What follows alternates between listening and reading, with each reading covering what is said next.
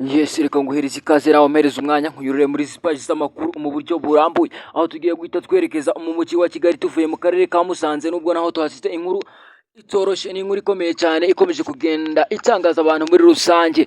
Ni kuri uyu munsi wo ku cyumweru itariki ya 7 ukwezi n'ukwa 9 umwaka wa ibisanzwe ni 2025 mu mujyi wa Kigali haravuye inkuru ikomeye cyane.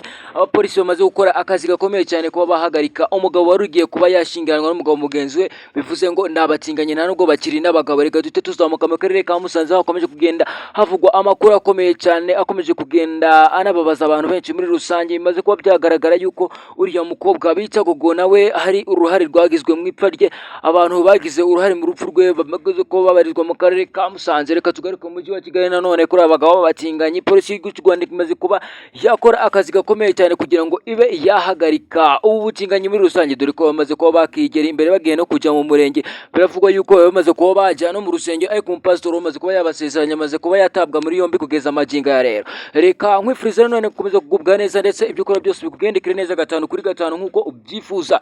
Reka nkwifurize nawe ukomeje kugenda uba natwe kuva ku munota wa mbere kugeza amagingo aya ngaya, nkwibutsa kuba waramaze gukanda ibuto ya subscribe ndetse wasanga utarabikora ukayikanda kano kanya kugira ngo dukomeze kugenda tubana umunsi ku munsi, ari nako ufungura inzogera kugira ngo uhereze ikaze ibitekerezo n'ibiganiro tuba tukugezaho umunsi ku munsi.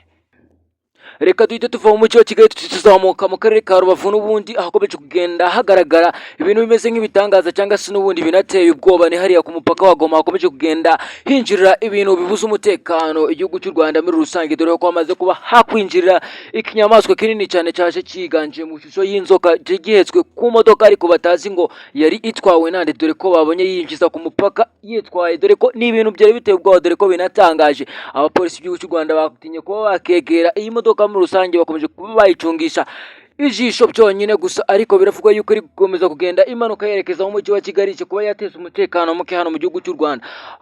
Abayobozi b'igihugu cy'u Rwanda bakomeje kuba bavuga yuko bagiye ko bakora ubushakashatsi bakaba bakora igenzura ngo barebe si ese iki cyaba ari ikinyamaswa cyangwa se haba hari ibindi bintu bikomeje kuba byagenda bicihisha inyuma. Biravugwa yuko rero ashobora kuba harimo ibitwaro bya kirimbuzi bishobora kuba byasizwemo n'ingabo za Kongo kugira ngo byakwinjira binyuzwe muri icyo kinyamaswa nibagera mu mujyi wa Kigali baze kuba babituritse. Ayo n'amakuru ugiye kuba twagarukaho mu buryo burambuye. Reka twongere tumanuke mu mujyi wa Kigali nanone dukomeza tumanuka mu karere ka Kirehe ahazwi nko mu Gisaka, hakomeje kugenda haba higanje abarozi benshi cyane batuye hano mu gihugu cy'u Rwanda, naho hakomeje kugenda hagaragara ubugizi bwa nabi bukabije ku matungo, dore ko umuntu umwe ari kugenda akisasira ifamu y'inka yose akayishyira hasi atitaye ku gahinda agiye kuba asigiye nyiri iyo famu. Ni umugabo umaze iminsi arira cyane, afite amafamu 5 y'inka, ariko kugeza amakinga ya amafamu 3 yose bamaze kuba bayashyira hasi, kandi biravugwa yuko bishobora kuba bimaze kuba byakogwa n'umuntu umwe muri rusange, ariko biravugwa yuko nafatwa nawe bishobora kuzamuviramo ingaruka ikomeye cyane kuko bazahita bamuhereza